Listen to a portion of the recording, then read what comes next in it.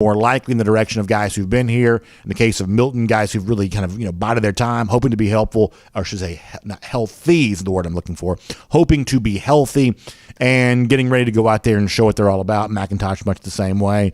And I think Dejon Edwards has made a case for himself as a guy that's going to be very hard to keep on the bench for long stretches. So there's obviously room for more in that. Georgia's played kind of an ensemble of 4 running backs the last couple of years. But in terms of a guy like Robinson surpassing one of the more experienced players, right now my bet might be against that, but I'm also, eyes open for the potential of being surprised on that. Are we on the other platforms now? So good morning to you on Facebook, YouTube, Twitter, Twitch. We got a really fun show. We're going to get going with it in just a second. Let me do a couple of more comments here for the first and 15, and then we will get going after that.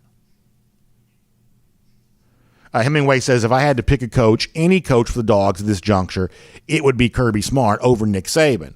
And I think what Hemingway's saying there should not be discounted. Think about this for a moment. Think about how cool that is, that if you could trade coaches with anyone, you just wouldn't want to do it, right? That may just seem like an obvious thing to say. Georgia's the reigning national champion and everything else.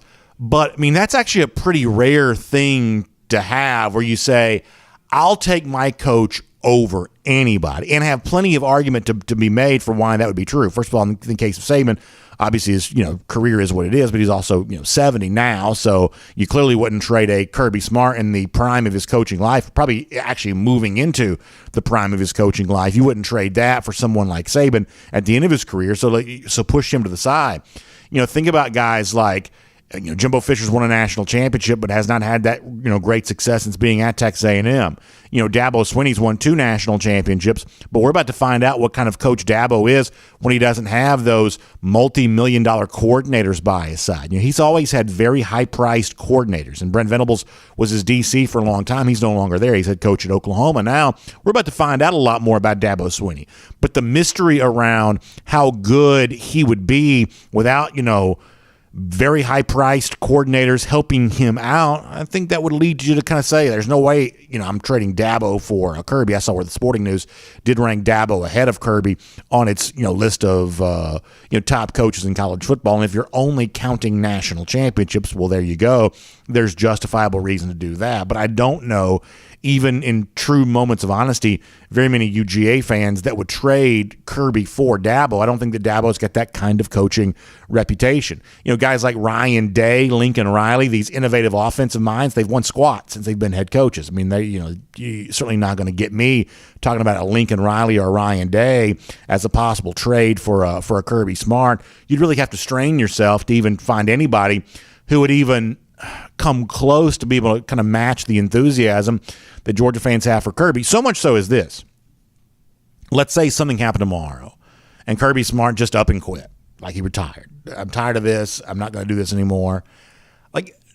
This is probably the only time in my life where I don't even really have a wish list of, like the old saying, well, every AD's always got a list of names in a drawer somewhere that he would pull out. And if he ever had to make a coaching hire in an emergency situation, he'd know some guys he would call. Well, my own kind of fantasy version of that as a fan, like if Kirby tomorrow just up and quit, I don't even have a list of coaches I'd like to see at UGA, or even guys I'd be somewhat reasonably excited about. That's how much right now Hemingway's comment is true, is that I think this is as unanimously lined up behind one guy any fan base is ever going to be, and obviously that is with good reason. All right, a couple of more comments very quick, and then we'll get going here. Mark Morris says, hello, BA. Glad to have you back and alive in the saddle again. Mark Morris, glad to have you there as well, checking in on video. Hope you're enjoying your self. Dan Carl checks in to say, good morning, DawgNation from Cedar Key, Florida. Love wearing my dog gear around those lousy, stinking Gators.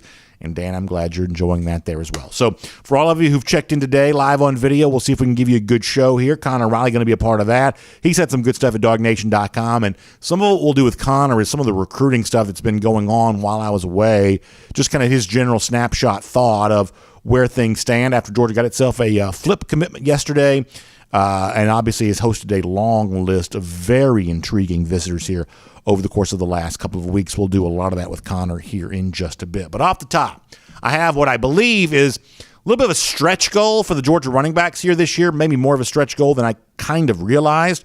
We'll talk about that here, about what I think success for UGA from the running back position would look like here this season. We'll use some of Kirby Smart's own words to help us set that up. We're going to have a fun time doing it. It is DawgNation Daily, the daily podcast for Georgia Bulldogs fans. It's presented by Engineered Solutions of Georgia, and it begins right now. Today's episode of DawgNation Daily is brought to you by Engineered Solutions of Georgia.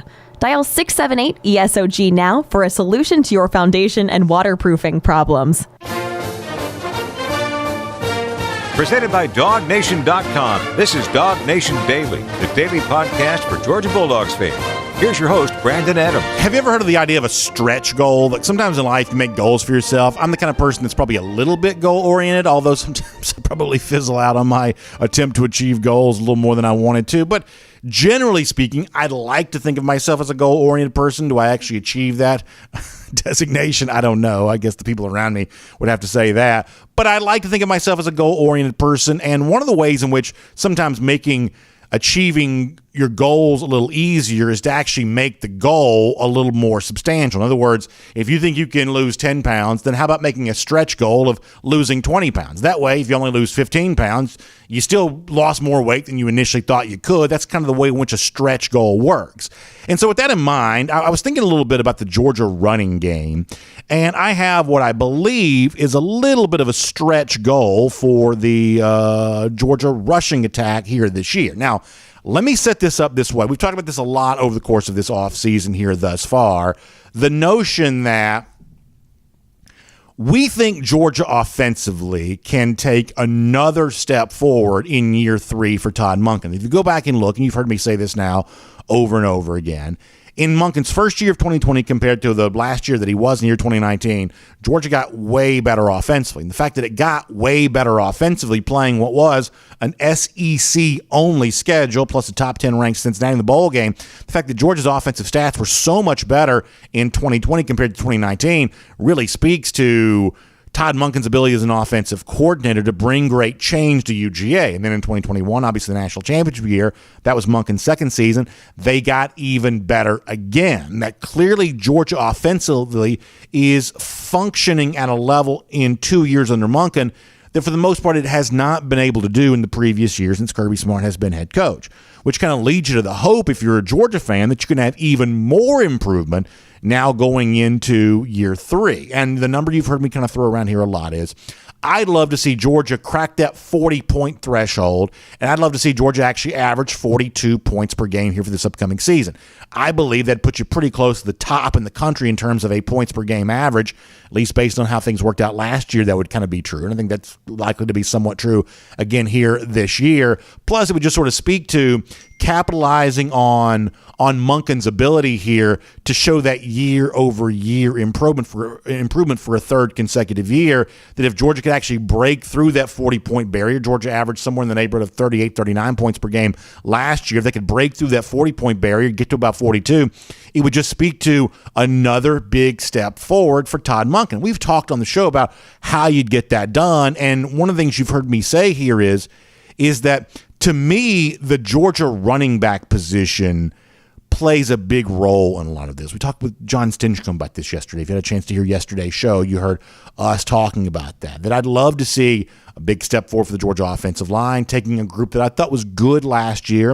If they can find a way to be great this year, it opens up an opportunity for the Georgia rushing attack to help really put defenses in conflict. Georgia throws the ball better now than it used to. It also throws the ball more than it used to.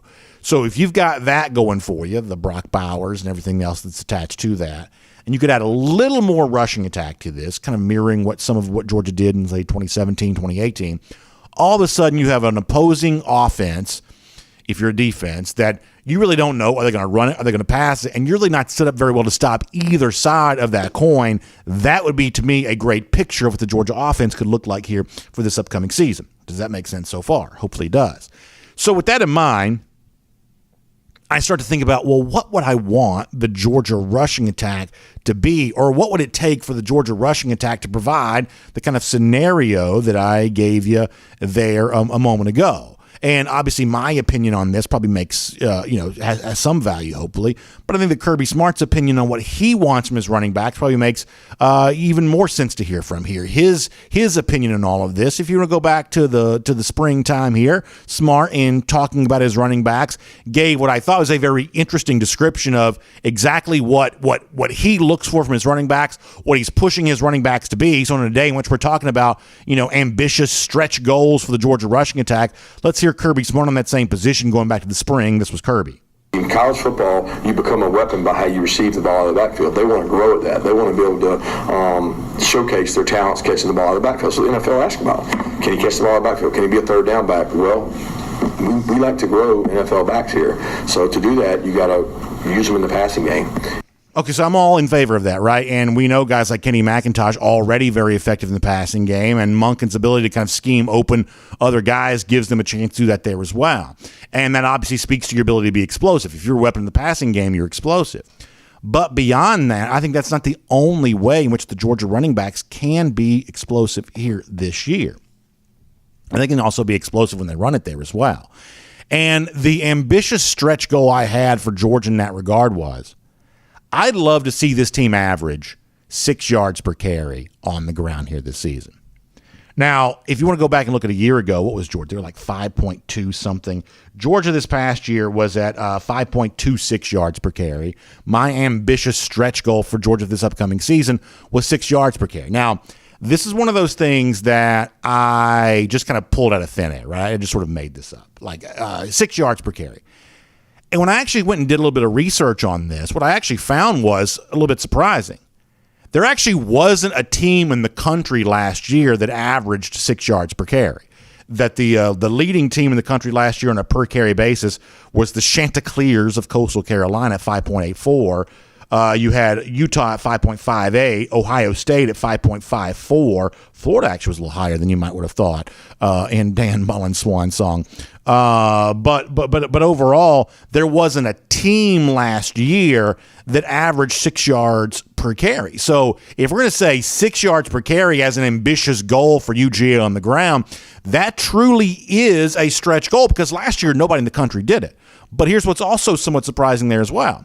That if you want to go back and look at some recent years, a couple of teams that have done this are teams that maybe you might not quite expect. Now, I'm not going to mention the 2020 season because really nobody played defense in 2020. That's a little bit of a toss-out for me in the overall picture. But if you want to go back and look at, like, say, 2018, 2019, kind of pre-pandemic years, some of the teams that did average, like, either right at 6 yards per carry or 6 yards per carry were teams like Clemson and Oklahoma. Now, to me, this is a little bit of a surprise because this is the era at Clemson that included Trevor Lawrence. You think about this as a team that was kind of throwing the ball all over the yard, but they were also running it incredibly effectively there as well. It was the counterpunch to go along with the future first-round pick at quarterback. Really, the same thing is definitely true for Oklahoma. That was a team under Lincoln Riley that was throwing the ball all the time, and yet through that potent passing attack, they were also creating those big lanes for their running backs to run through there as well. So the kind of research that I did on this was somewhat interesting. I was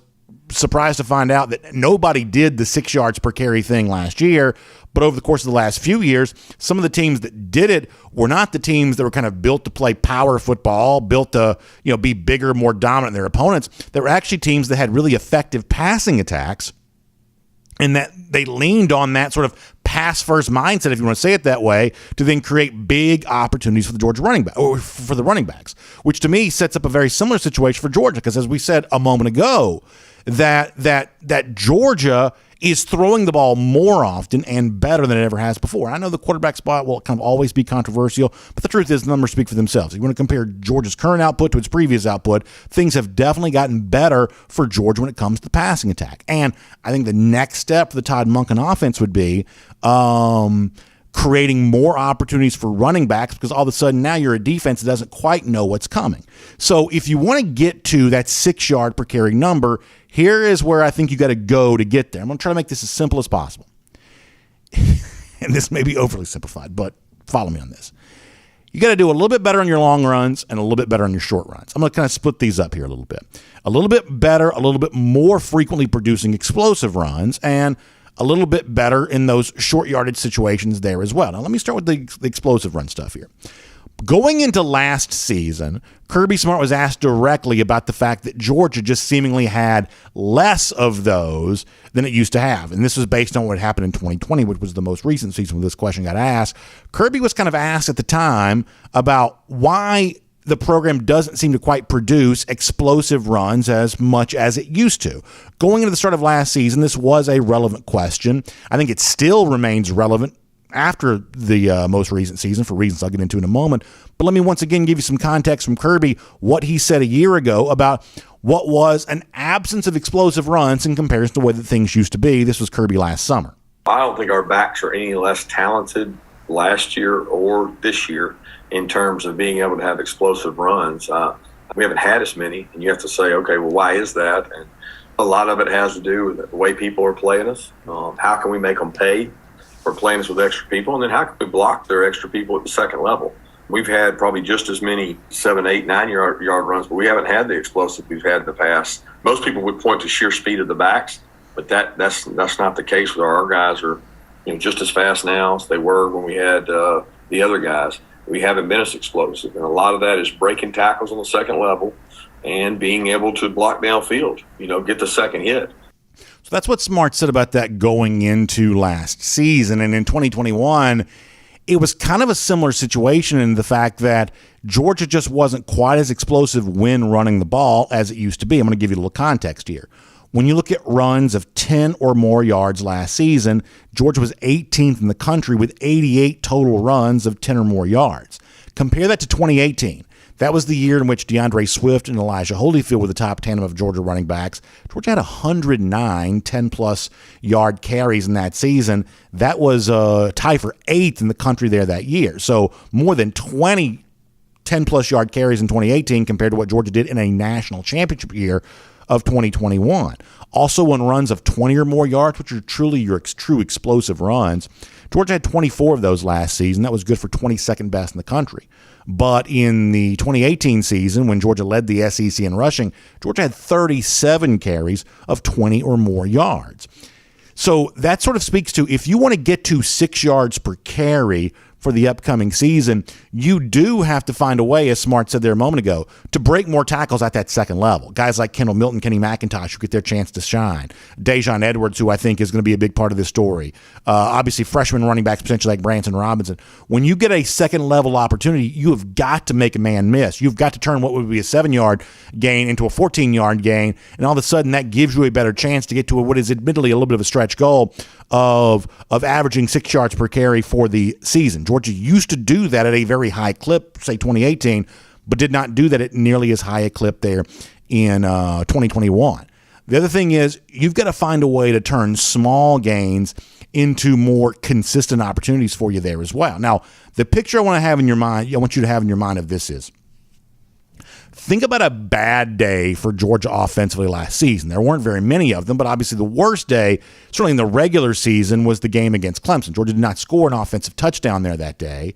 But when the game was over, Smart was still pretty happy, seemingly, obviously because Georgia beating a good team in Clemson, beating a great defense in the Tigers, but the way in which Georgia had got that done late, leaning on Zamir White a lot, leaning on James Cook a little, running when it had to, keeping the chains moving, keeping the clock running, salting away what turned out to be a 10-3 win there for UGA. In that post-game press conference, Smart, on the heels of what otherwise was not a very good offensive day for UGA, said Georgia got the hard yards when it needed to. This was Smart after the Clemson game last season. When our offense had to convert, when our offense had to force the ball down somebody's throat, a pretty good defense, they were able to do it. And that makes me proud, but we certainly have a long way to go to be explosive and get where we need to go offensively. So basically saying, hey, we're not explosive today. We didn't do that today, but we had to get those hard yards. We were able to do that. However, that's actually the one stat last season. If you look at all of the things related to offensive line and running back play, that's like the one stat from last season that Georgia actually did not compare favorably compared to most of the best teams in the country. There's a website called Football Outsiders that keeps up with what they call power rate.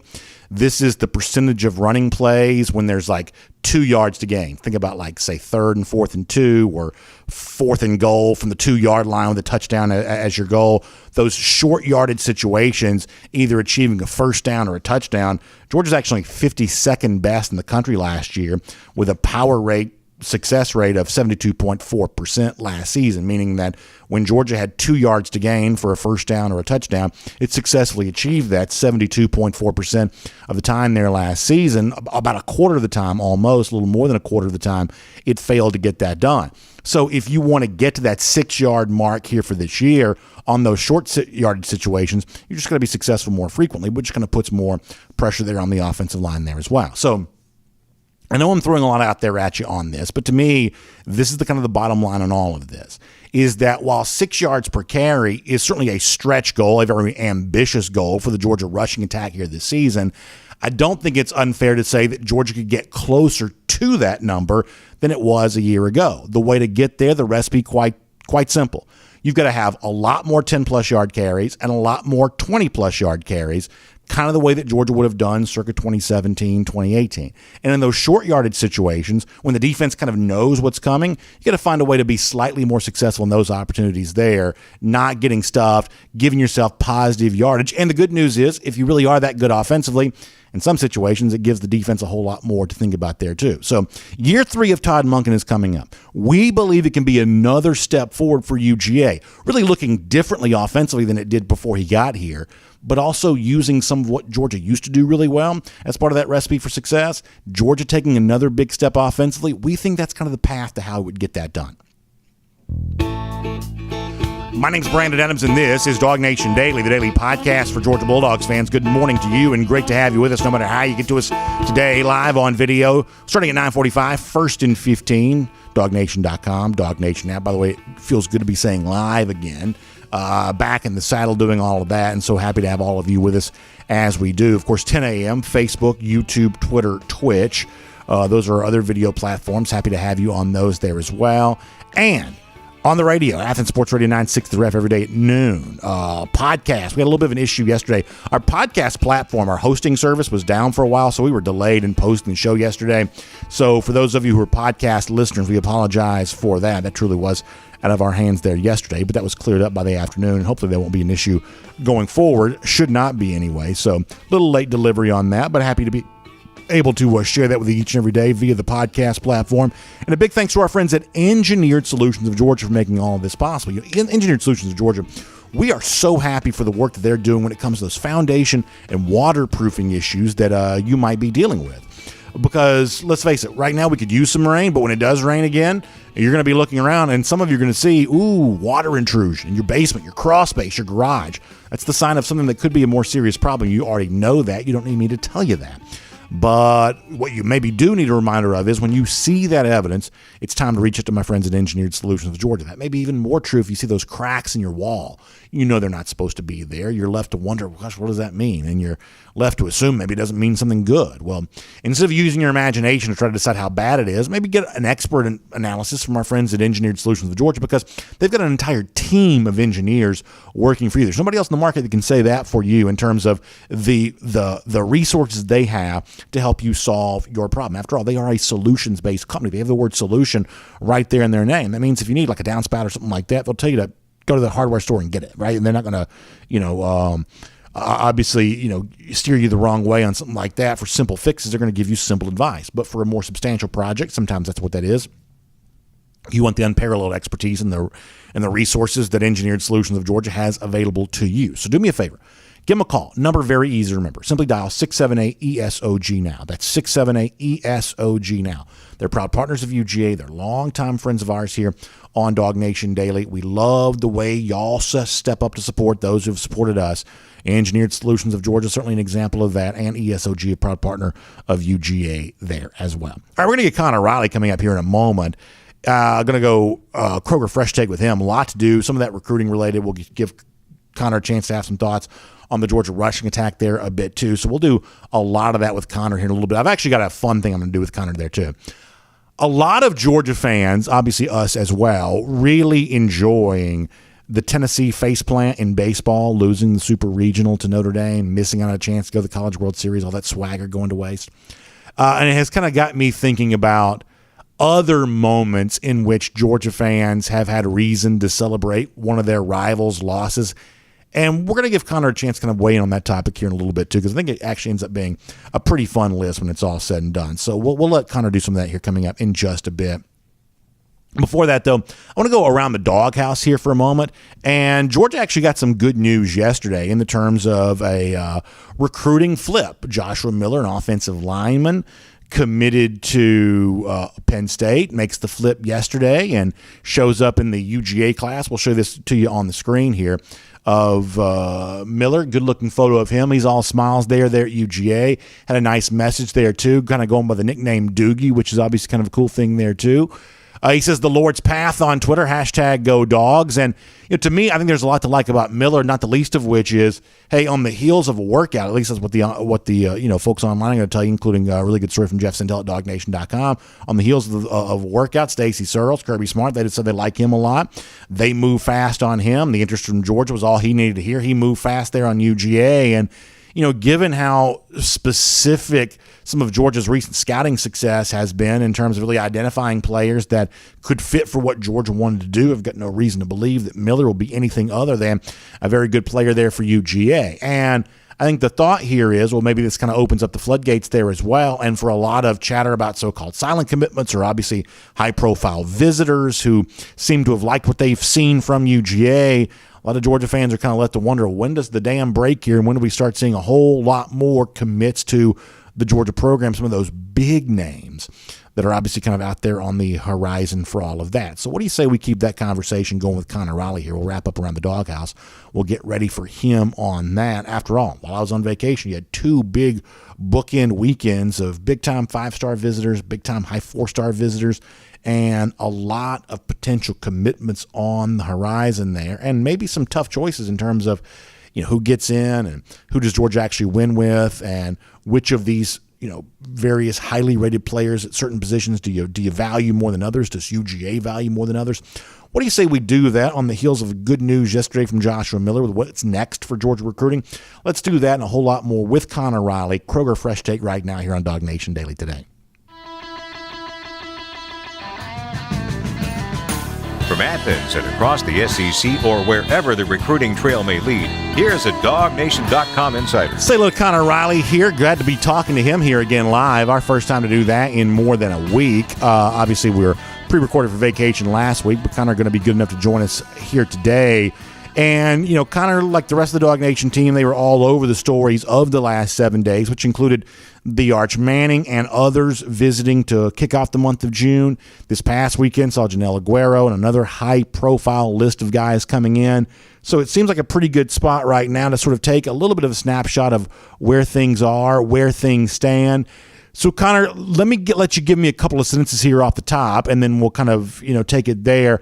What is your overall snapshot of how the month of June has gone for UGA thus far? Yeah, I think you have to like what you've seen so far in terms of the caliber of players they've had come visit, and then I actually think the visit themselves. I mean, granted, obviously, we all view social media through a Georgia lens, and I think it helps tremendously to see these all-white uniforms that I would point out are literally never going to be worn in a game as much as, the helmets are a different thing. I actually think the all-white getup would look pretty cool, at least in the pants and the jersey there. But and I wrote about this last week.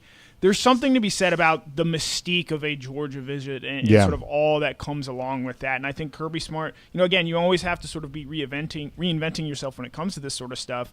And I think the fact that Kirby Smart has found a way to do this on the recruiting trail has made it seem like these Georgia visits maybe stand out a little bit more than what you see from some of these other visits going around in the country out there. Yeah, I talked about this a little bit yesterday. To me, those of us who are Georgia fans, have seen Georgia win so many recruiting battles now that there are other things that are sort of more interesting than Georgia just getting another good recruit, something they do quite frequently. And I don't take that for granted, but it is something we've seen Georgia do a lot.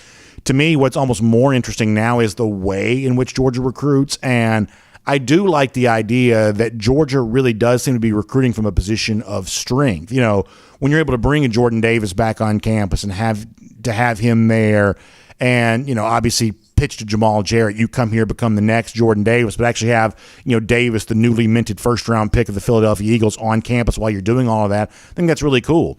A guy like Bill Goldberg probably speaks more to my generation than maybe some other generations, but the fact that Georgia's got him sending recruiting messages is really cool. In previous times, been guys like Migos, obviously, that speaks to a little bit younger generation than me, but whatever it is, Georgia just seems to check a lot of cultural boxes.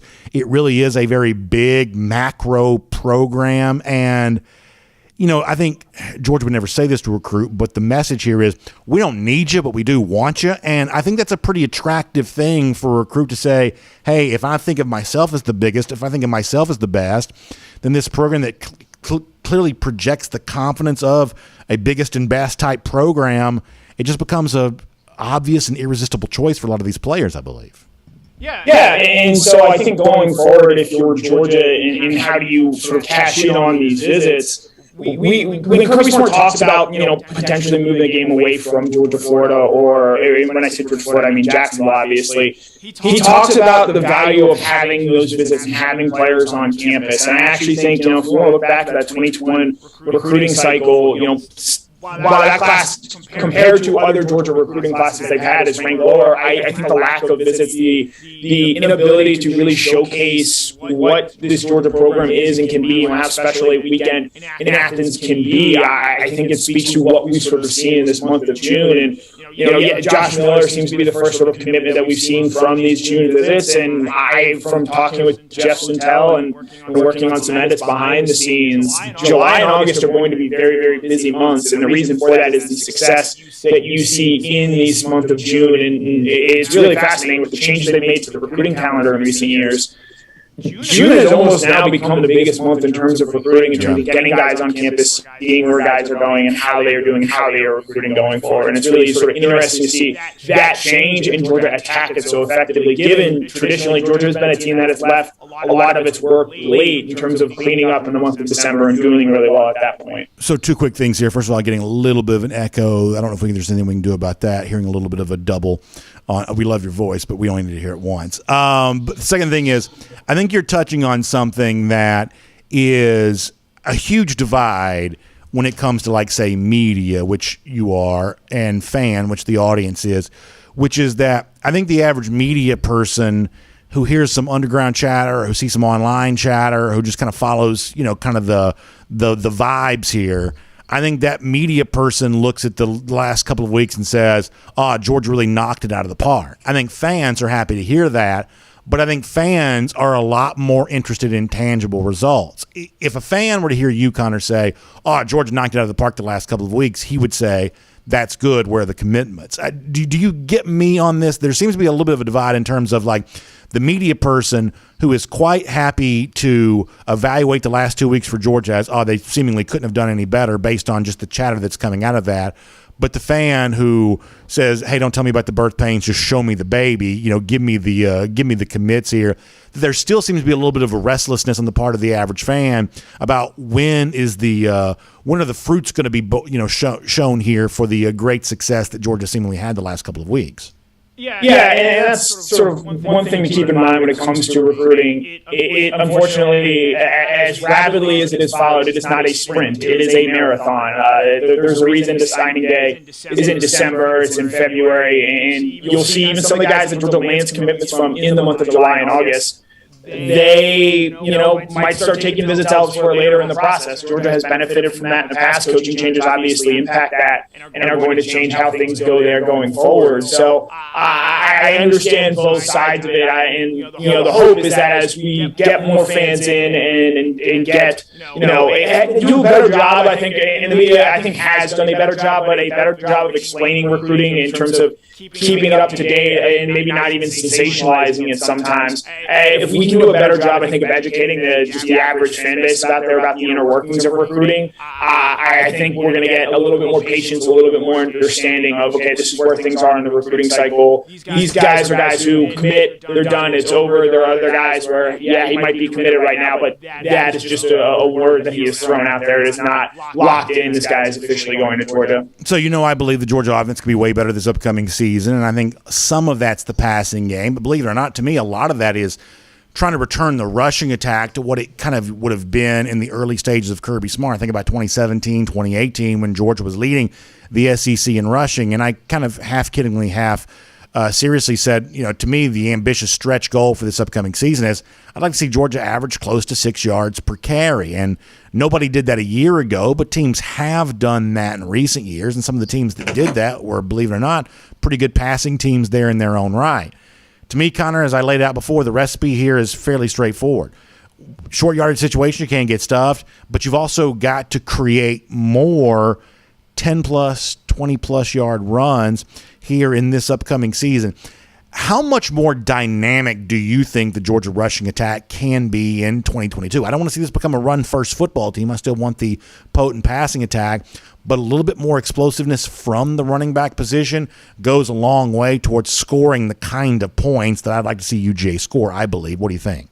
Yeah, I think you're right on both instances, and the clip you played earlier, it doesn't so much fall at the feet of the running backs. I think a lot of it goes to the offensive line, and as well as I think Jamari Sawyer played a season ago, and Warren McClennan as well. This is an offensive line that's just much better suited for pass blocking than I think it was in terms of run blocking, in terms of having sort of the devastating downfield blocks, in terms of opening holes, in terms of winning short yardage plays. And a big reason why is it just physically wasn't as big as an offensive line as Georgia has had years past there. I think Tate Ratledge, suffering the injury that he did in the very beginning of the season, Georgia just didn't have a guy of his body size, of his caliber, to come in and replace what he brought there. And so I'll be interested to see this year what this offensive line looks like. Broderick Jones, I think, really impressed in terms of what he was able to do from a physical standpoint in the running game a season ago. You have, options at guard now, Devin Willig, Xavier Truss, who seem a little bit farther along, who sort of blend into that sort of more physical style that we saw with guys like, say, Solomon Kinley a few years ago. Trey Hill comes to mind there as well. So I think this offensive line this coming season is going to be a little bit bigger, and that, I think, in turn should potentially open up the holes and win the battles that you need to see Georgia, up that yards per carry a little bit more. Because, again, as Kirby Smart said, even though you lose Zamir White and James Cook to the NFL, Kendall Milton and Kenny McIntosh are both NFL caliber running backs. And I do think by the end of their careers, you're going to hear their names called on draft day. So I do think a lot of this and how the rushing attack plays out falls on how this offensive line gels together and performs this year. Over the course of the Kirby Smart's tenure at Georgia, there have been kind of three different personalities the running back room has taken on while he's been here. There has been the tandem of backs, like, say, 2017, 2018, when you had Chubb and Michelle the one year, and then Swift and Holyfield the next year. In 2019, it was kind of like a solo type situation where DeAndre Swift was getting the lion's share of the carries. Really, no one else was getting close to being what Swift was in 2019. And then you had more of like the ensemble quartet type thing in 2020 and 2021. When you look at the 2022 situation, I don't think it's going to be a solo act unless there's just a ton of injuries. But I'm not quite so sure. Is this the Milton McIntosh as a tandem mirroring a little bit more what Georgia used to have? Or is this a guy like Dejon Edwards or one of the freshmen, like, say, maybe Branson Robinson, making the push to make this a little bit more of a true ensemble the way that it was in 2020 and 2021 when about four guys got something close to the same number of carries? Which of those personalities do you think this running back room is likely to take on here for this year? At the beginning of the season, I'm going to say it's more of an ensemble cast just because you want to monitor carries and not wear guys out. That way they are fresh come late in the season. But come those big November games on the road at Mississippi State, home against Tennessee, at Kentucky, I think it's going to fall a lot on the plate of Kendall Milton and Kenny McIntosh. One thing that I think separates those two from some of the past duos we've seen is Kenny and Kendall's skill sets are a lot closer aligned than maybe some of the guys have been in the past in terms of what they've been able to do. They are, I think, more similar in their games than Nick Chubb and Sony Michel were, than Zamir White and James Cook obviously were. And so I think that's going to allow this Georgia offense this year to be a little bit more unpredictable and be a little bit more diverse because, yes, Kenny McIntosh has incredible hands.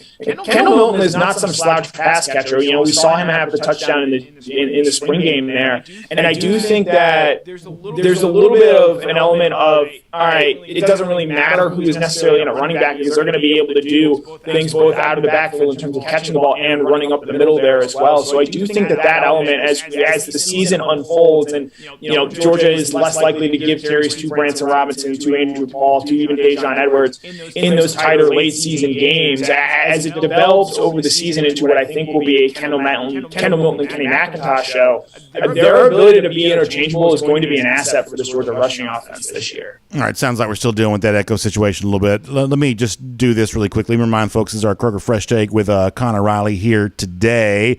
And obviously, Kroger's got a really cool thing coming up for you. Obviously, the big race weekend's coming up here really soon. There's a great sweepstakes brought to you by our friends at Kroger where 10 first prize winners are going to receive 2 cup tickets to the race for Atlanta coming up on July 10th. You can enter now for your chance to win on all this. Go to racingprizes.com/Atlanta for more details.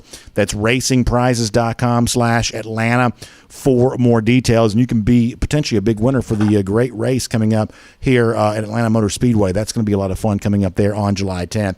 Connor, I don't want to belabor this if we're having the issue, but let me just get one more quick thought from you before we let you go, because I want to highlight this piece that you wrote. You had a great one at DawgNation.com while I was on vacation, looking at the fact that Georgia kind of chose to stand pat regarding the transfer portal, something that last year did not do, and certainly this year puts it in direct contrast to so many other teams around the country that obviously have taken a ton of transfer players. Before we let you go, just kind of give us a little bit of a snapshot of what you wrote, because I thought that piece deserved to be highlighted, because I think it does kind of set up a situation right now where Georgia's just very different than a lot of the teams around college football. All right, well, I'm pretty sure I figured out what the audio issue was. So well, there you go. It sounds better there. Naturally, at the end of the show, it's when it happens. Well, I'll keep you. Listen, if we got the audio figured out, I'll keep you longer. But go ahead, please. So, and I don't know why I went Canadian there for a second, but you look at Alabama, and I think one of the sneaky interesting things from their sort of offseason is, they go out and they add Jermaine Burton, they add the wide receiver from Louisville, they add a couple of different transfers there, and it's interesting that a program that has recruited as well as Alabama has is still plugging those holes, and transfers are not a zero-sum game. If you're bringing somebody in, that likely means that you're pushing somebody else down the depth chart, a guy that you recruited and wanted to develop there. So it's interesting to me that Georgia, unlike an Ohio State, unlike even a Clemson this year, went out and brought in somebody else and didn't bring anyone else. And they are rolling with the guys that they brought and the guys that they had in terms of recruiting, in terms of developing. And, part of it is I do think it falls into the way the transfer portal sort of shook out this year, and there just wasn't an obvious superstar safety out there that was able to come in and could have helped this team. Maybe there isn't the right wide receiver that they were looking for. Whereas, for example, last year, Darian Kendrick checked every box for what Georgia needed and what Georgia wanted there. And so I think because of that, you do have, the examples that Kirby Smart has laid out and in the past of, that's why we don't like to necessarily rely on the transfer portal, because the guys that you might need aren't always going to be in there. And so you're going to have to develop year over year. And so I do think that shows a little bit why Georgia is going away about the way that they are about the transfer portal, where if there's a no doubt about a guy that we think can help us, we'll go get him. But more often than not, we're going to want to rely on high school recruits and those type of players. I think Ole Miss brought in something like 17 different transfers this offseason, and it's going to be really interesting to see how that all sort of works out and how that team sort of gels, because quite frankly, with the way, we've never seen a team be that transfer heavy before, whereas college football has shown us time and time again, if you're able to recruit and you're able to do well at that level, it's going to end up paying off in the long run for you. Yeah, listen, to me, there's two things going on here. Like, Ole Miss is taking all those transfers because they can't recruit well coming out of high school. Lane Kiffin's not a very good recruiter. Ole Miss doesn't have quite as much to sell. They are going to have to be relying on the transfer portal because they can't recruit out of high school. However, I think you would agree with me on this, Connor. No program would choose, unless you're like a group of five or I guess an FCS, I think you probably would choose transfers. But for SEC level programs, they'd obviously much rather win high school recruiting battles than transfer portal recruiting battles, because you just have more long range gain from that. You have a chance to keep a player 2 or 3 years, where in the case of most transfers, it's going to be a 1-year proposition. That's not a very efficient way to run your program when you're constantly battling for players you can only keep for a year. But here's the other thing, and this to me is the most important. there is no free lunch when it comes to transfers. On the one hand, bringing in a guy like Darian Kendrick was obviously great for Georgia a year ago. But if you have a lot of guys like that who have not played with each other before, how they play together is still going to be a bit of a mystery. If they've all come from different cultures, they all come from different teams, different parts of the world, it is not a guarantee they are going to gel the way that you need a team to gel. This is still not fantasy football. This is still not, hey, just throw 11 talented guys out there and they'll just figure it all out. Sometimes talent actually doesn't figure it out. There is something to be said for how you play together, and when you bring in a lot of transfer players, you may be upping the talent level on your team, and that's always a good thing. But the trade-off to that is you are bringing in a little bit of mystery about how well your guys will click and play together. And by the way, who you make disgruntled, who you make unhappy because you brought in a transfer to kind of park above him on the depth chart, which obviously did not work out well for Alabama a year ago. I'll give you the final word. Right, and I'll give you a perfect example of that. If Darian Kendrick doesn't come in last year, there's a good chance maybe Jalen Kimber is still with this program and playing. And Jalen Kimber is obviously a player that is still very well thought of. He's at Florida and is probably going to end up starting for them this year. And obviously he had a shoulder injury that I think slowed him down last season. But, Kendrick is a one-year stopgap. And granted, all SEC player, MVP, defensive MVP, the Orange Bowl, a great player. But I think more often than not, you'd rather take a guy, as you point out, that you can have for 2 or 3 seasons, guys that you can develop over that period of time. Whereas, if you're just taking all these one-year guys, Tyke Smith is another perfect example of this, where, things don't work out for him last year. He has a foot injury, and then he tears his ACL. And if you're counting on him to be a big-time contributor and you're disgruntling some of your other transfer players, it's going to make things tough to consistently build a winner year in, year out, because eventually the transfer portal is just going to run dry and they're not going to have the players that you need in there. So I think in rare circumstances, you're going to see a Georgia go for it if there's sort of a perfect fit.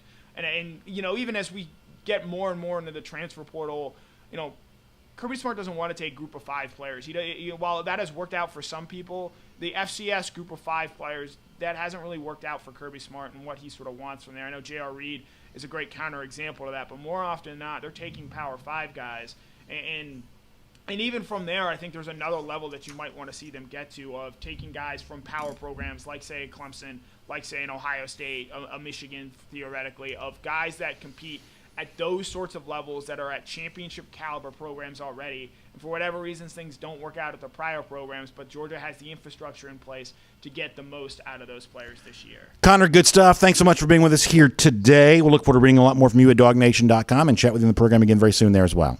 Yep. One thing before I go, I want to give a special shout out to Caitlin and Fletcher Page. Caitlin gave birth to a baby girl yesterday. Congratulations to them, 2 great friends and Georgia alums. So congratulations to Fletcher and Caitlin. Great news. Thanks for sharing that. Let's take a look around the rest of the league. This is SEC Through. All right, good stuff there with Connor Riley. Start with the Echo situation a little bit earlier, but always happy to have Connor on the show. And you really should check out all the stuff he's writing there at DawgNation.com, including, I thought, a very interesting look last week at a scenario that makes Georgia different than the rest of college football right now. The fact that Georgia is probably less reliant on the transfer portal than almost anyone right now. And we'll kind of find out if that is a good thing as you head towards the upcoming season. Also, as we head towards the rest of the summer, we are cruising around the SEC courtesy of Royal Caribbean. It is about 100 degrees where I am sitting right now in the Atlanta area. Thankfully not in the studio. Quick aside here. So we keep this studio very, very cold. And in the wintertime, when people walk in here, they're just like shocked. Like, it's shockingly cold. It is like refrigerator cold in here. But I didn't ever mess with it during the wintertime because I knew if we got it turned up, there's a chance we might never get it turned back down again. So I endured like just frosty conditions all winter long because when it got to the summertime, I wanted to be nice and comfortable.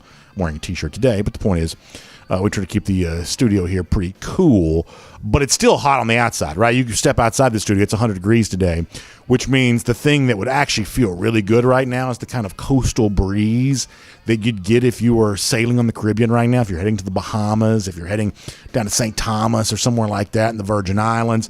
That'd be a great thing to be able to do right now, and really no better way to get there, no better way to enjoy that than with our friends at Royal Caribbean. We're going to go cruising around the SEC courtesy of Royal Caribbean. It's a chance for me to remind you how great it would be right now to be on a Royal Caribbean cruise ship enjoying everything that comes your way because of all of that, whether you're talking about sailing one of those 3 or 4 night sailings, we talked about the yesterday, Independence of the Seas, Mariner of the Seas, or maybe you're one of those 7 night sailings, like an Oasis class ship, Wonder of the Seas, which right now is the largest cruise ship in the world. Wonder of the Seas is about to be in Port Canaveral, sailing on 7 night sailings as you head towards 2023. That's a really fun thing to be able to do, or really whatever ship you have a chance to be on. A great chance to enjoy a great Royal Caribbean cruise vacation. In fact, I hope you'll do that with our friends at the Cruise and Vacation Authority. Use them as a resource to try to decide which Royal Caribbean cruise vacation is the best for you. You can check out their website, tcava.com. That's tcava.com. You can also give them a call, 770-952-8300. That's 770-952-8300, and they'll get you going on all of that today. So let's do a little SEC through time here and go cruise around the SEC courtesy of Royal Caribbean. Congratulations to the SEC, which has what? Current members, 4 of the 8 teams in the College World Series. Texas, Oklahoma also in the on their way to Omaha there as well, which gives future SEC teams 6 of the 8 teams in the College World Series. So this is amazing. What makes it even more amazing is the overall number 1 seed, Tennessee, not among the College World Series participants from the SEC. And the 2 teams that played for the title last year in the finale series, Vanderbilt, Mississippi State, they're not there either. It just goes to show you the depth, the parity that exists in the SEC, but obviously nobody playing at a higher level than all of this. And I think it also kind of reminds you there as well that while the college baseball, I think, is a really fun sport. It's a sport that's grown in popularity, but it's still not quite moving the needle the way that, like, say, obviously football does, or even maybe men's basketball for the most part, because there's still no event that matches, what the NCAA men's basketball tournament has been. But when you see the level of success, like Oregon State was like number 2 all year long. Tennessee had been number 1, Oregon State had been number 2, but Oregon State dispatched by Auburn. You just sort of see how little, non-SEC heft there is to this sport right now. I mean, if there is ever a time in which the SEC decides, we really are going to take our ball and go home. We really are going to go create our own athletic entity, and we're going to run college sports as a parallel to whatever exists away from us in most of these sports. That would actually work out just fine, because if all you have is the SEC in college baseball, you're going to come pretty close to deciding a pretty good national champion there on all of that. So maybe one of these days they will pull out and kind of be their own. Thought there was an interesting story. I guess On 3 had this first, that Texas A&M had wanted to reach out to the SEC as a way of hoping that the league would punish Nick Saban for what he said about A&M and buying its recruiting class. You remember, obviously, a few weeks ago, Saban said that in kind of a booster club meeting situation, set up a huge war of words between both Saban and Fisher, and what A&M wanted was a little punishment for Nick Saban, which was never going to happen. And the truth is, had there been any kind of like serious punishment, it obviously probably would have gone the way of both Saban and Fisher, because they both essentially made the same kind of haymaker-style accusations. But I think the dynamic behind the scenes here on this is pretty interesting, in that, Jimbo Fisher, who was once a protege of Nick Saban, was his offensive coordinator when Saban won his first national championship at LSU in 2003.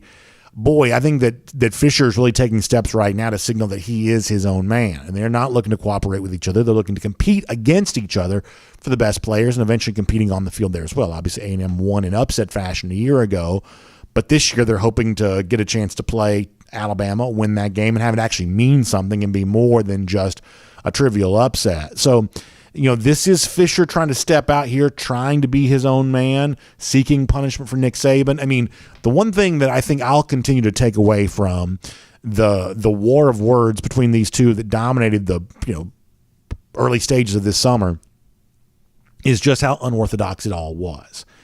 The fact that you would even ask for Saban to be suspended, I think, speaks to just how weird that it was that he went so rogue during a booster club meeting, and Jimbo firing back at him the way that he did.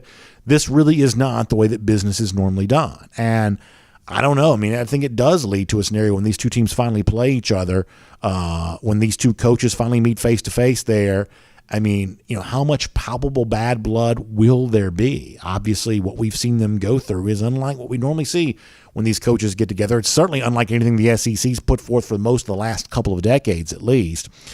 And behind the scenes, they were fighting even more, come to find out. So pretty interesting stuff there on that. And then speaking of fighting, Nicole Auerbach, who covers college football for The Athletic, had an interesting note on Twitter.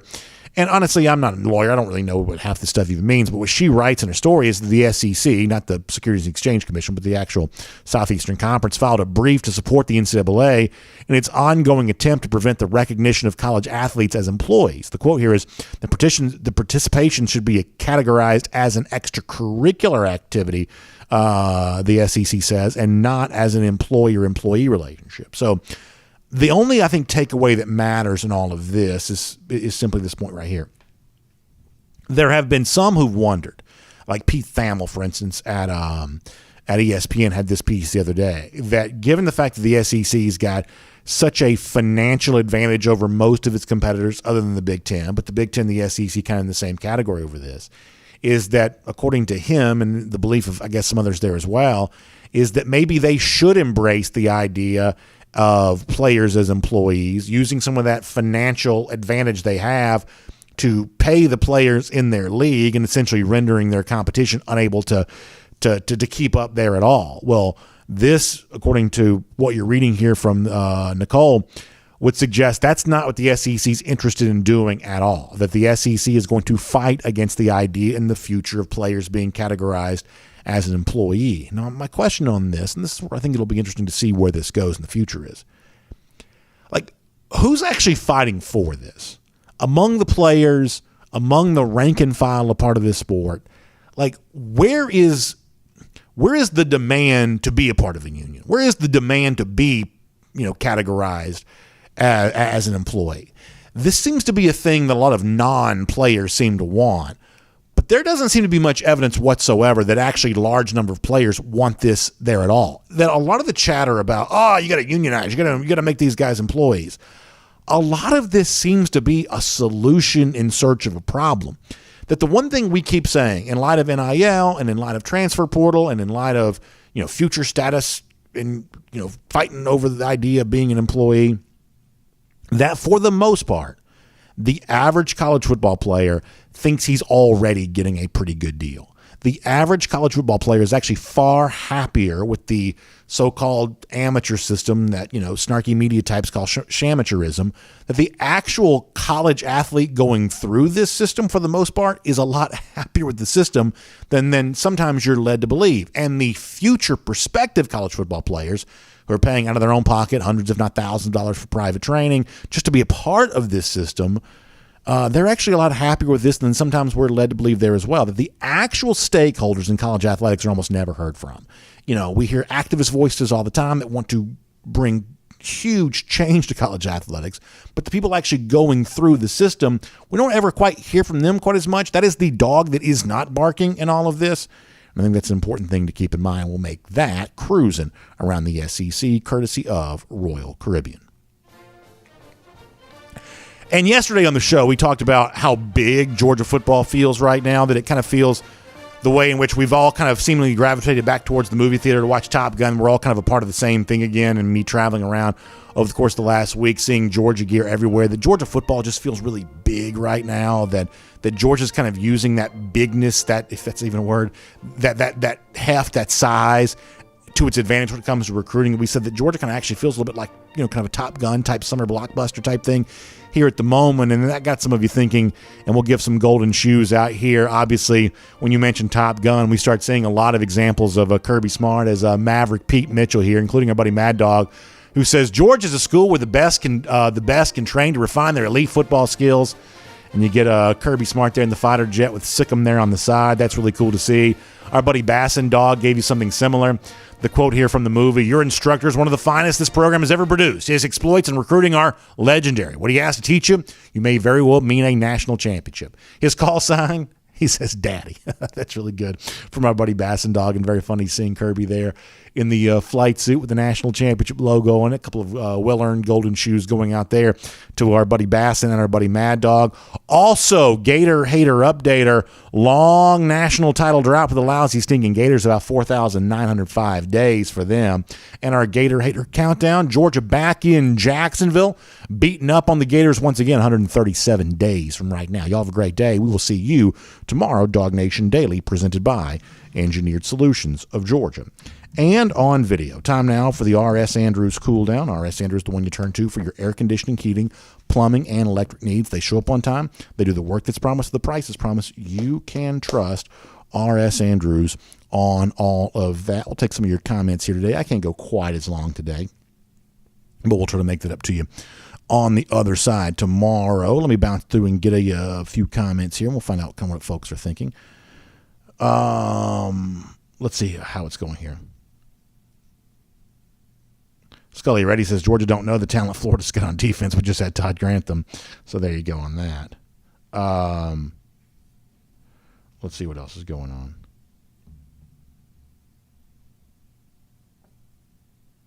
Christopher Vale says, I expect this year that Gator starter is going to have as many sacks as any given Georgia player, but our bench will have many, many more than Florida's bench. There's Christopher there on that. Connor Riley joins us. Yeah, so now that we've both seen Top Gun, do you have a call sign for yourself? No, I don't. That would be a really good one. I used to say that my hip-hop name would be Heavy Favorite. I used to if I was a hip-hop guy, that's what my hip-hop name would be Heavy Favorite. What would my call sign be? I don't know. Do you have a good one? I don't hate Dog Collar. That's not bad. That's a good one. It's got to be 2 syllables. That's the important thing to keep in mind there, because that's how they do it in the Navy. I think that's the case. Let me think about that there for a moment. And DawgNation Daily audience, feel free to hop out. We will take any and all suggestions on that. Oh yeah, call sign stuff there as well. Yeah, that's pretty good. I like that. That's pretty good. I'll have to think more about that. That's really good. I did enjoy the movie, though. I thought it was really, really fun. And I think half the fun for me has also been how much everybody else seems to be enjoying it. It's just really cool to see everybody kind of doing the same thing again. So I really kind of enjoy that. Like, for once, and I'm as guilty of this as anybody, we're not gravitating towards the cool thing that I know about that you haven't heard about. Like, we're not doing that. We're all sort of agreeing the same thing is cool. And I kind of enjoy that. I really like that. Let's see what else. Cine OG, yeah, maybe we can do a cover 4 here coming up pretty soon. I'm sure we probably will. Jonathan Aaron says, serious question here. Do you think that Tennessee has an NIL deal with I don't know. That's a good question. I don't know about that. That's a good question. Let's see what else. And if you want to give us your own call sign, you can do that. Johnny says that my T-shirt is an extra, extra, extra large. It's not quite that big. It's not quite that big. Scully already also talking about the Florida defensive line. We talked about this some on one of my vacation shows. That to me, this is the big question here. Is, like, obviously Brenton Cox has talked a lot. A lot of Georgia fans, kind of find that to be pretty silly. I understand why. But how good can he be? Can he actually pay off on some of, gosh, this was like such a hyped player in the class of 2018, and his transfer to Florida was such a big deal at the time. And it's just really been kind of a non-factor for the most part. But for me, more interesting than that, it's Javon Dexter. Like, Dexter's a player who, when I have seen him play, I actually do believe he's been pretty good. But can he take that next step? I think right now, Dexter's probably kind of thought to be sort of a fringe first-round pick. I don't think he's universally believed to be a first-round pick. Can he play his way into that status? And if he does, and if Brenton Cox has the kind of year that certainly Cox thinks he's capable of having, that does make Florida a lot more potent, a lot more capable. That makes them a lot more dangerous to deal with. But that to me is, if you're a Florida fan or if you're a Georgia fan, kind of wondering what's like the worst case scenario in terms of Florida being a threat to you. To me, you zero in on that defensive line position because for all the attention, like say Anthony Richardson's going to get the quarterback spot. I think the spot where Florida has the better chance of having the most top-end production would be with Dexter and would be with Brenton Cox. But if Dexter gets hurt and if Brenton Cox is, half focused or whatever else, then you're talking about a Florida team that's probably winning 5 or 6 games. But there, I would say the one spot where they can be top end is potentially with the edge rush, with the pass rush, I would say.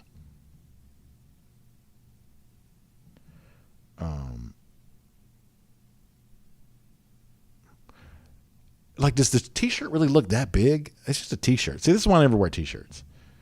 Also, like, my tolerance for y'all talking about my wardrobe is fairly low.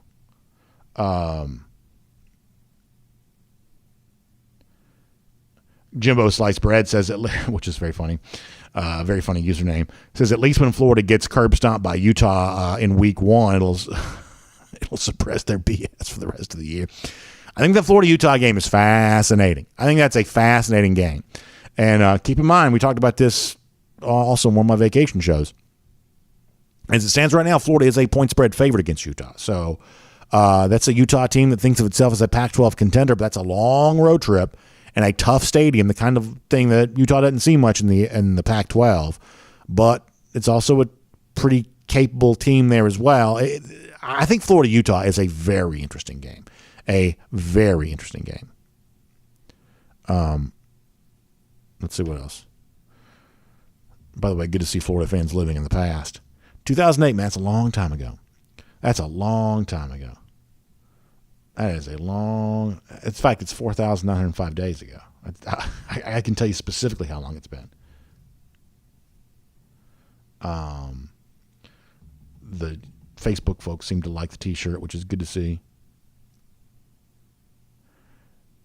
Lynn Johnson Shipman says she walked her dogs at 9 a.m. this morning. It was stifling, so hot. Yeah, it was already hot in the morning. That's always, to me, like the worst thing is like when you go outside, morning and it's already hot in the morning. Like that's always a kind of a rough sign. Jerry Popham, no fan of Brenton Cox. You kind of understand that. Moose Thames, good to see you in the comment section. Appreciate that. Brian Jones says, are you concerned about the offensive line recruiting? We seem to be getting a lot more 3-stars.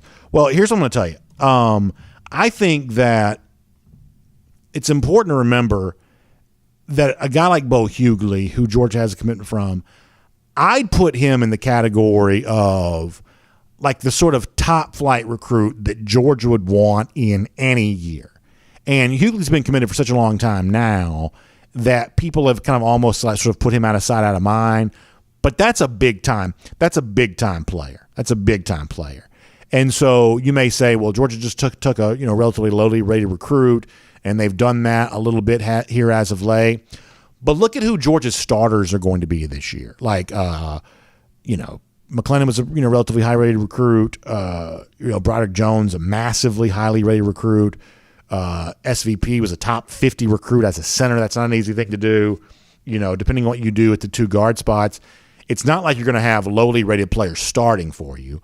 And in the case of, like, say, a Devin Willock, that's a guy that seemingly, has been better than his recruiting ranking from the moment he got on campus here at UGA.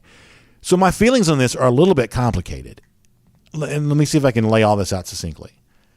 Like, every person who does, like, say, media work for any SEC team, it'd be very easy to kind of sort of spin the yarn that your program's 3 stars are actually 4 stars, but the other program's 3 stars are actually 3 stars. Like, everybody kind of wants to sell that of, hey, man, you got to trust these evaluations. You got to trust the coaches on these, 3-star guys. I've seen the tape. So-and-so is actually better than a 3-star. That's the oldest, like, grift on the planet, and it's been going on for years, right?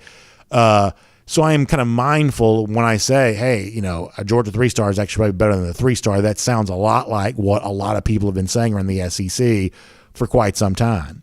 But in the case of Georgia, there really is a pretty good track record here of, a lot of the 3-stars they've identified really have been players in which Georgia's scouting was just sort of better than the industry scouting on them. Now, that's not going to hold up over the course of the long haul because most of the players that Georgia recruits are 4- and 5-star variety. But when Georgia kind of, breaks against that type and goes for somebody else, there has, generally speaking, been a pretty good reason as to why they're doing that. So where does that leave me? Like, I am still obviously strongly in the belief that stars matter, that you've got to have a lot of 4- and 5-star recruits in your program. And if you don't, you're not winning a national championship. It used to be you had to have about 50%. Now you probably have to have about 75%. That level of blue chip elite level prospect is a prerequisite for winning the national championship. But there are some moments in which programs earn the right to say, hey, I know the industry sort of values this guy more, but we value this guy instead. And if you're Georgia and you've gotten it right as much as they have, then then they have a right to do that. Now, some of the guys that have come in here who've been lesser recruits, maybe they haven't worked out, and in some cases they've even stuck with the program. That's certainly fair there as well. But like as it stands now, I guess long answer to a short question, I am not concerned about the offensive line recruitment. A, because Georgia did bring in Ernest Green, kind of giving you that blue chip player for the 2022 class. Admittedly, had he not been here, things would have looked different. But they also, held on, to an elite prospect there as well that you thought might be transferring out of the program there too.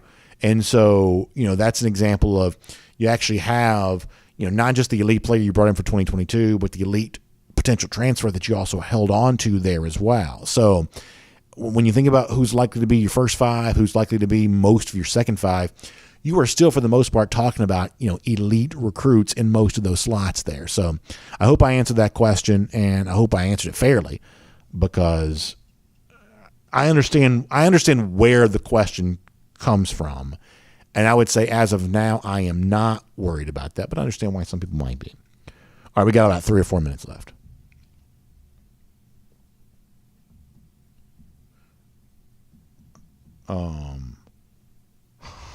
Zach Adams. Alan Verbanchik says Bama does not have a legit between the tackles running back and 0 elite wide receivers to bail out Bryce Young again this season.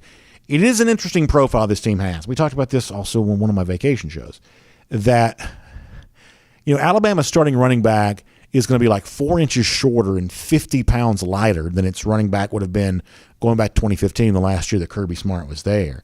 That the program just in general has just kind of gotten smaller, and it's gotten a little more finesse-oriented.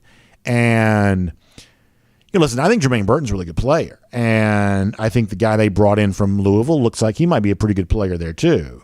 But this is a little bit different than bringing in, like, say, the transfer wide receiver from Ohio State, who maybe wasn't playing because of just truly how great the Buckeyes are at the receiver position. They're probably as deep at receiver as almost anybody is at any position. They've just been fantastic in terms of cultivating wide receivers. There really literally wasn't room for Williams, even though he was a first-round pick. They may have known he was a first-round pick when he left the program, but they were playing other first-round picks instead of him. They just had an embarrassment of riches at the wide receiver position.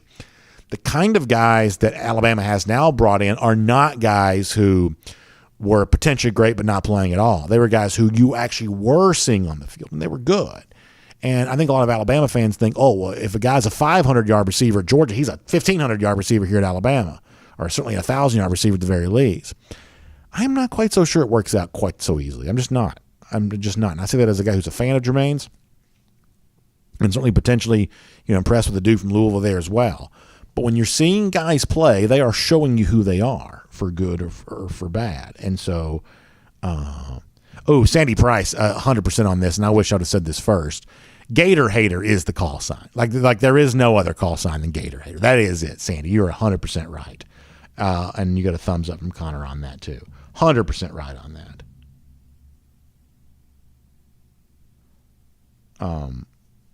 Alan Verbanchik also talking about the fact that, DeAndre Baker was a 3-star. Obviously Jordan Davis was there as well. And listen, I'll start to say this very, very quickly. A lot of people have always wondered, how come Alabama has such a good batting average with its 5 stars in terms of becoming first-round picks? Alabama's actually performed way better at that than almost anybody else has.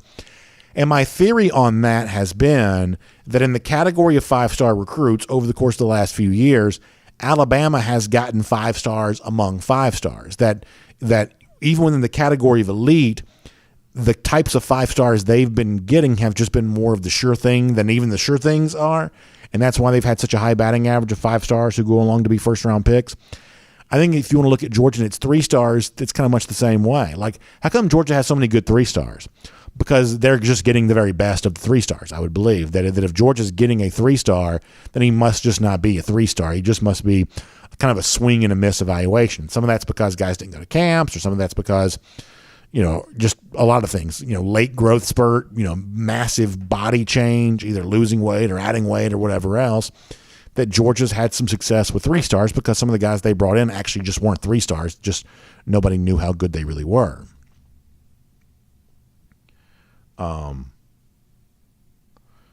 Let's see what else.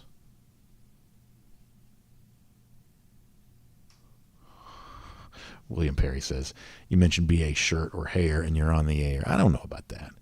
I mean, listen, this is a visual medium, of course. Although the hair's not looking very good today. It just kind of, when it's humid outside, there's only so much the hair can do, unfortunately. All right. Let's see what else. Anything else before we go? I haven't been to DawgNation.com in a minute. Let me go back over there.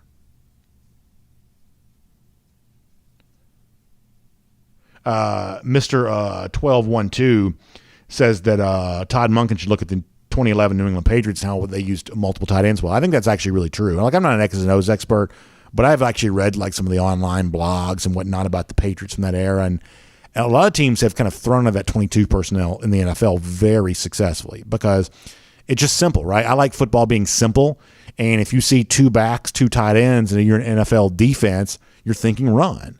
And that's going to give you a lot more man coverage type situations or a lot more mismatch type situations. And good teams in the NFL throw out of 22 personnel.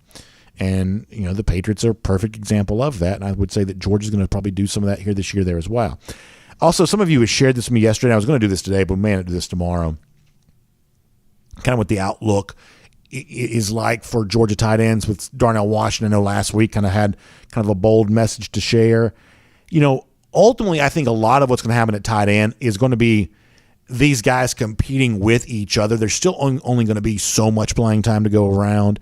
And so some of the depth at tight end is going to be about who in competition with each other emerges. Because while we all love the idea of, 3 and maybe even 4 tight ends in the field at the same time, the truth is there's just not going to be enough footballs to go around for everybody. So it becomes a matter of, well, who truly emerges? And can a guy like Darnell, who obviously I have a lot of belief in, can he hold off an Oscar Delp or an Eric Gilbert in terms of who's supposed to be getting those touches? I mean, some of that's going to be what the discussion is going to be about.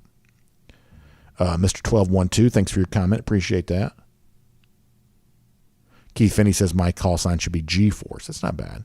Not bad. Let's see what else.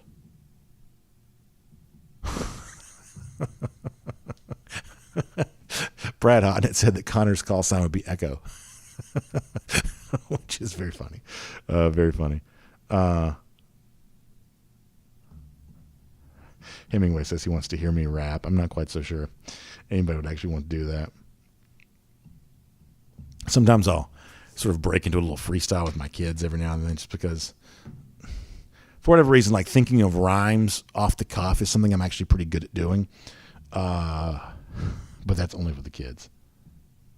Oh, Mr. 1212 says he's a new listener. That's awesome. I'm glad to have you here. I really appreciate that. I'm glad to have you here.